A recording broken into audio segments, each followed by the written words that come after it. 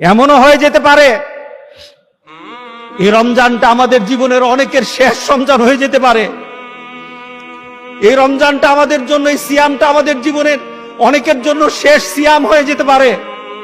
রমজান মাসের মাঝামাঝি আজকে আমরা। রমজান মাসের এই নেয়ামত, গোটা পৃথিবীর জন্য আল্লাহর তরফ থেকে রমজান মাসটা হলো একটা নেয়ামত।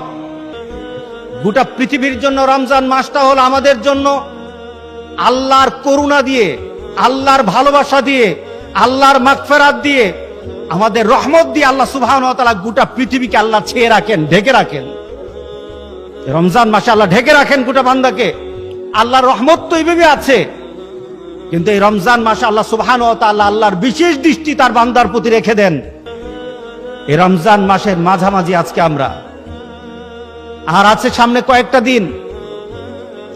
আমরা এই মুহূর্তে আল্লাহর দরবারে কিছু এই কথা নিবেদন করা দরকার যে মাবুদ, তুমি গত কয়েকটা বছর আমাদের জীবনে যতগুলি আমরা রমজান পালন করেছি, সিয়াম পালন করেছি, ওই একটা পরিবেশ আমাদেরকে দান করে দাও। এখনো বসে আমরা এই চিন্তায়, আমরা হয়তো এই চিন্তায় আছি যে এই বছরে রমজান না হয় আগামী বছর রমজান তো আবার আগের মতো পালন করব। কিন্তু মাবুদ যদি কাউকে সিলেক্ট না করে, দেখা যাবে আগামী বছরের রমজান হয়তো অনেকে পাবে না। এমনও হয়ে যেতে পারে এই রমজানটা আমাদের জীবনের অনেকের শেষ রমজান হয়ে যেতে পারে। এই রমজানটা আমাদের জন্য, এই সিয়ামটা আমাদের জীবনের অনেকের জন্য শেষ সিয়াম হয়ে যেতে পারে।